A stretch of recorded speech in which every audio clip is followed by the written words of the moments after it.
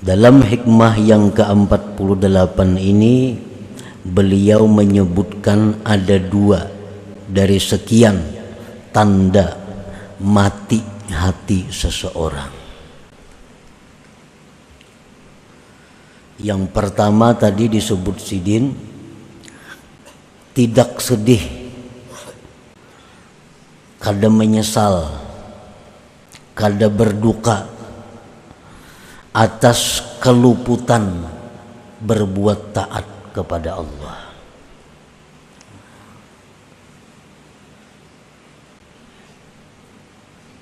Kada merasa rugi.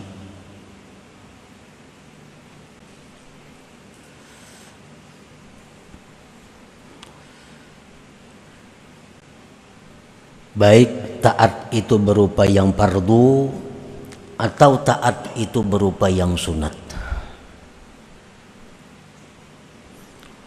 Misalnya kita guring, nah lalu bangun guring jam 6 subuh, otomatis subuh tadi taliyung. Pertama keluar pada waktunya, nang kedua sembahyang berjamaahnya kada umpat. Di situ inya kadada merasa rugi, kadada merasa rugi, biasa-biasa. Nah ini salah satu alamat orang ini mati hatinya, salah satu tandanya. Kalau orang itu hatinya hidup, inya menyesal, inya merasa rugi karena kada sempat sembahyang subuh berjamaah, kada sempat sembahyang pada waktunya, menyesal luar biasa. Nah ini alamat hati orang itu hidup.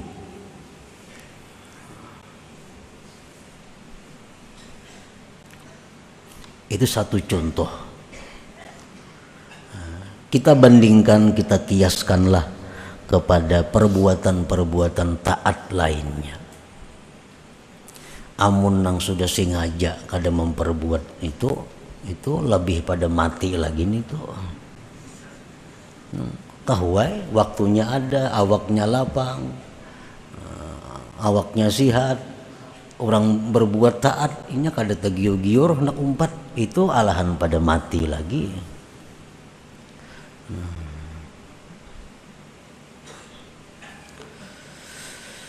Setengah daripada tanda kematian hati seseorang, tiada sedih atas yang keluputan akan engkau daripada perbuatan taat.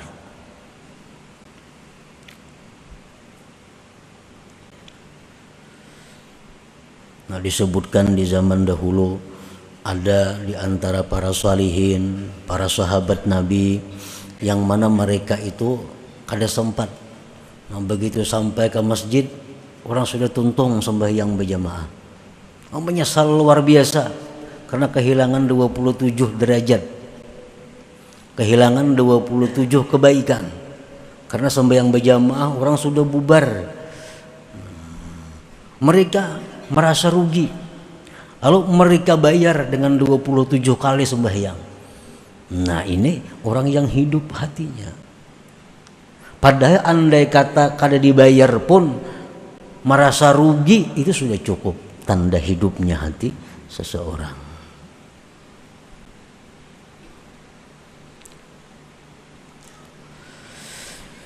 Yang kedua, tanda kematian hati seseorang lagi, tiada menyesal atas yang engkau perbuat daripada kesalahan-kesalahan. Kada ada menyesal, padahal tadi berbuat dosa, berbuat nang kada bagus, kada ada menyesal, biasa-biasa. Nah itu tanda matinya hati juga. Para muhibbin rahimakumullah, mautul qalbi alamatus syaqawah wa su'il khatimah. Matinya hati itu tanda celaka dan tanda orang ini su'ul khatimah.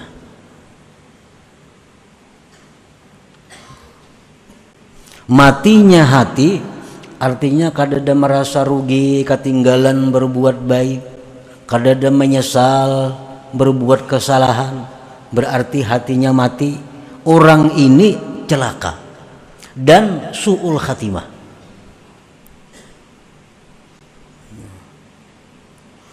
Amun orang itu hatinya mati, walaupun dipadahkan celaka dan su'ul khatimah, kan ada masalahnya, ini hatinya mati. Mendengar nang macam ini nah, ikam kalau ka itu aja ikam tuh hati mati.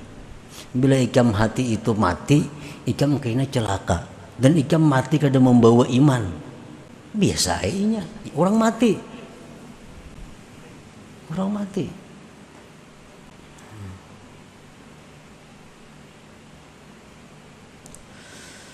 Nah kalau ada takutan, mah takutan lah. Macam mati su'ul khatimah.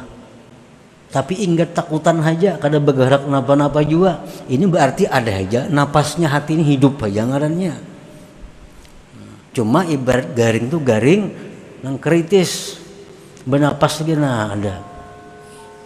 Kalau orang yang hatinya hidup mendengar nang macam ini bahwa mati hati itu membawa kepada celaka, mati hati itu membawa kepada mati su'ul khatimah, oh ini hati-hati daripada menjaga hatinya jangan sampai mati. Nah itu orang yang hidup hatinya. Para muhibbin rahimakumullah. Wasababu mautihi thalathatu asya, sebab kenapa hati itu mati 3 perkara. Sebab kenapa kada merasa rugi lagi ketinggalan berbuat taat, kada merasa menyesal lagi berbuat dosa. Mati hatinya kenapa sebabnya? Karena 3 perkara. 1, hubbud dunia, itu pertama sebabnya. Hubbud dunia, mencintai dunia. Apa yang dimaksud dengan mencintai dunia itu? Sehingga bisa mengakibatkan hatinya mati. Mencintai dunia itu artinya adalah hubbu ma yatadarraru bihi ba'da mautih. Dia mencintai sesuatu yang membahayakan dia sesudah dia mati. Ini artinya hubbud dunia. Mencintai sesuatu yang mencelakakan dia di akhirat. Itu ngarannya hubbud dunia. Menyayangi sesuatu yang mencelakakan dia sesudah dia mati. Ini hubbud dunia. Contohnya mencintai kemaksiatan. Mencintai kemaksiatan. Itu hubbud dunia. Kenapa? Karena kemaksiat itu mencelakakan dia di akhirat. Maksiat itu membuat dia binasa, sengsara di akhirat. Itu yang dia cintai di dalam dunia. Nah, mencintai sesuatu yang memudaratkan dia di akhirat. Nah, ini sangat luas pemahamannya. Sangat banyak contoh-contohnya. Kita ambil contoh misalnya nang parak lawan kita, pakaian kita, perhiasan kita. Ini perhiasanku ini, pakaianku ini paling harap sakampungan kada nangka ini. Dipakainya pakaian itu, perhiasan itu dengan perasaan agak. Orang kada ada nyamainya. Sekampungan kada nangkawan nukaran itu. Dipakainya dengan perasaan agak. Disayanginya benar ini baju ini. Disayanginya benar perhiasan ini. Kenapa? Karena sagan baagak ini nah. Menang lain banyak aja orang sama bisi. Amun ini kadada hanya aku nang bisi. No. Pusut memusuti lawan barang itu tadi nah.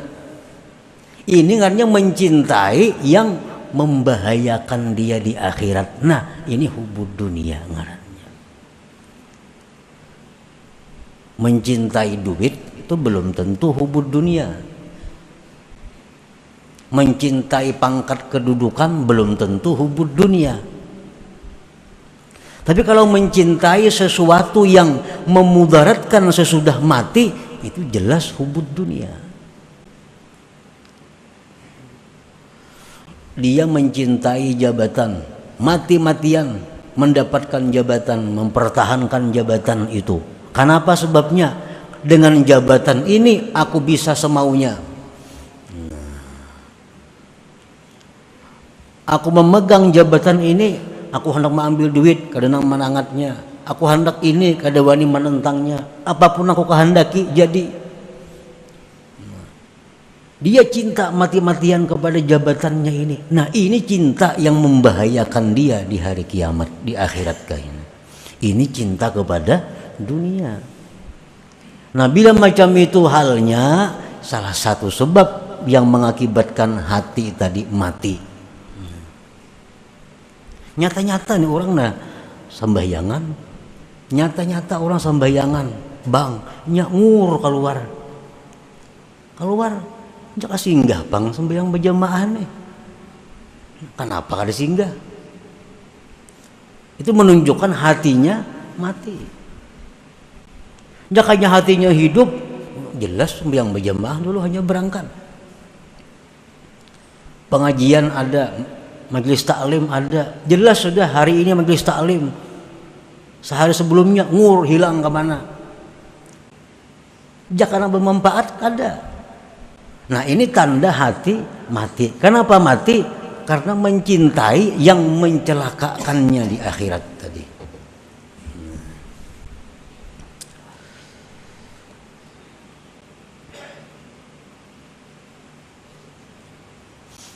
Mendengar rangka ini sudah kada apa-apa, iya mati ngarannya. Kapan diri orang mati? Jakanya hatinya ada sedikit hidup, ada perubahan, nah, ada gerakan.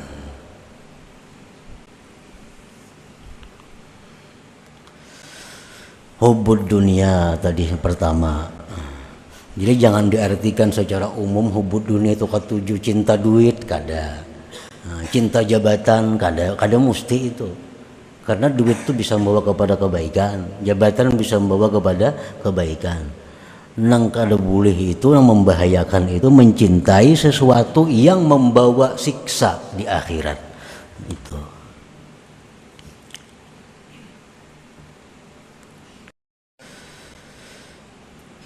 Satu itu penyebabnya.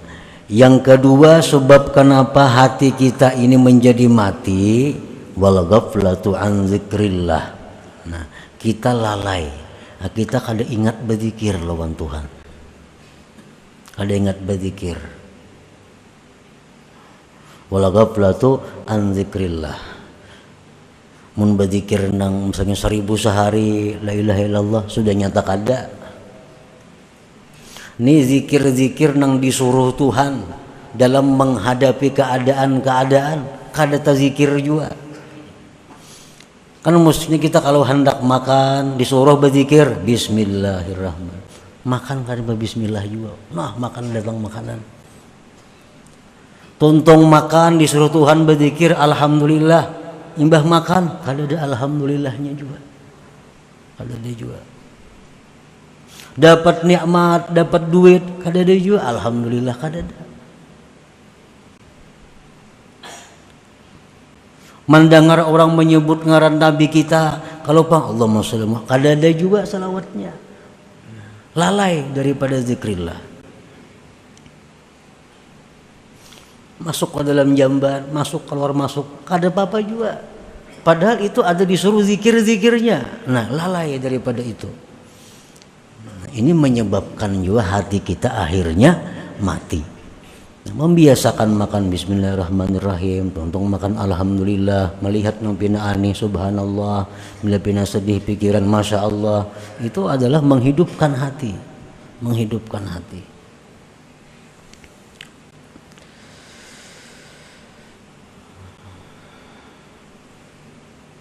Yang ketiga yang menyebabkan hati itu mati, irsadul jawarih fi ma'asillah, yaitu melepas anggota pada maksiat. Maksiat apa aja bilanya hendak dilepasnya. Ada pemandangan yang haram, hendak memandang diitihinya.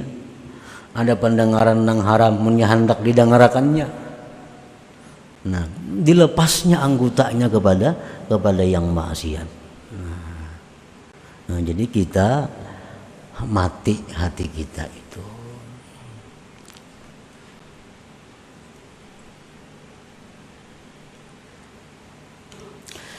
Fa idza zaharat amaratu mauti qalbik ayyuhal murid fa 'alaika bi ihya'ihi bi salasati asya.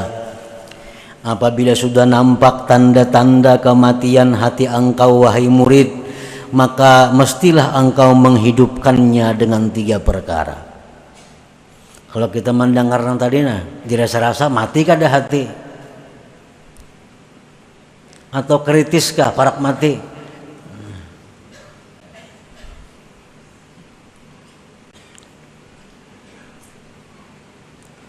Nah, bila sudah muncul nampak tanda-tanda matinya hati engkau wahai murid, maka lazimilah, maka mestilah engkau menghidupkannya dengan 3 hal.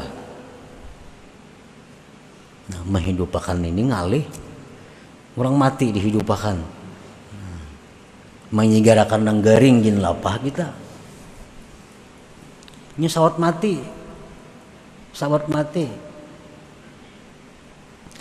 Nah, menghidupkannya itu pertama az-zuhdu fid dunya, zuhud pada dunia.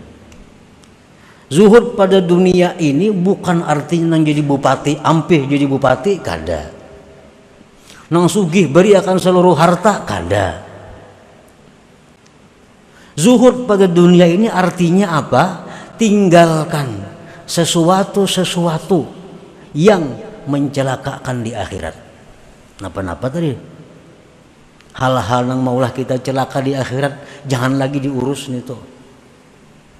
Oh, pakaian ini rancak maulah aku jadi sengsara. Pakaiannya maulah aku bikin aku sombong. Pakaiannya maulah aku agaknya.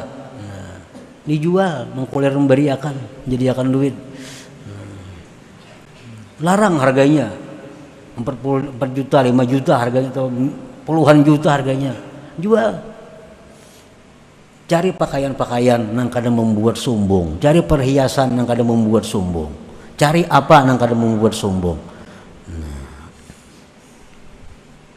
Jabatan, amun aku di jabatan ini kada kawa, kada maksiat nah. Soalnya aku ini ngalih. Ini duduk di jabatan yang kada kawa kada maksiat. Amun hendak hidup hati, tinggalkan jabatan itu. Mau kada mau.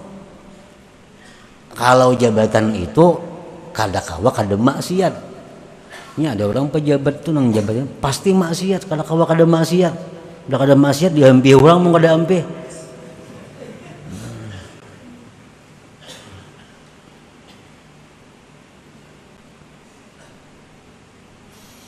Nah, zuhud di dunia, hilangkan sesuatu nang membawa bahaya di akhirat. Jadi bukan menghabiskan seluruh harta, zuhud itu kada. Pilih mana-mana yang membuat kita celaka di akhirat, mana-mana yang maulah jadi dosa. Itu dulu. Yang kedua, al-istighal bi dzikrillah taala. Nah, menghidupkan hati. Yang kedua, bekerja dengan zikrillah. Biasakan. Kalau perlu di meja gana-gana bismillahirrahmanirrahim, meja makan alhamdulillah, supaya ingat di muka WC bacaan masuk bacaan keluar, memakai baju ini bacaannya, baca remin, supaya selalu sibuk dengan zikir untuk menghidupkan hati. Al-istighalu bi dzikrillah. wal ijtima' bi majalisil ilm wal zikir, dan berkumpul dengan majlis ilmu dan zikir. 4 turun majlis ilmu, majlis zikir, karena itu membantu menghidupkan hati. Yang ketiga, wa suhbatu ahbabillah ma'al adabihim. Yang ketiga, menghidupkan hati itu adalah bakawan lawan orang-orang yang dikasihi Allah, bakawan dengan kekasih-kekasih Allah, serta beradab dengan mereka. Nah, 3 hal itu, bila kita kawan melaksanakan 3 ini, maka hati yang sudah mati tadi akan menjadi hidup kembali. Jauhkan, tinggalkan, hilangkan barang-barang, benda-benda apapun yang menyebabkan kita jadi dosa. 1. Yang kedua, perbanyak zikir, terutama dalam hal keadaan-keadaan yang kita dituntut untuk berzikir. Yang ketiga, bersahabat, berkumpul dengan orang-orang yang dikasihi Allah, serta beradab dengan mereka. 3 hal itu. Mengetahui orang itu kekasih Allah atau kada. Kita nak mencari kawan nih, nak membaiki hati, nak menghidupkan hati. Membuangi nang tadi sudah dibuangi, nang gitu diusah sudah dibuangi. Berzikir sudah aktif bagus, berkumpul dengan majelis ilmu sudah, tinggal lagi hendak bersahabat, hendak dekat dengan kekasih-kekasih Allah. Kayak apa orang yang dimaksud kekasih Allah ini? Nah, secara zahir ada 5 hal alamat. Bila 5 hal ini pada seseorang itu ada, pegang orang itu, dekati orang itu, kawani. 1, alimun abid. Orangnya ini berilmu, beribadah. Berilmu, beribadah. 1 itu. Mun ilmunya tinggi, kada bisa bayangan, jangan dikawani. Ketinggian ilmu. Alimun abid, orangnya berilmu, beribadah. Sembahyang mau. Yang kedua, sakhiyun, pemurah. Orangnya berilmu, beribadat, pemurah.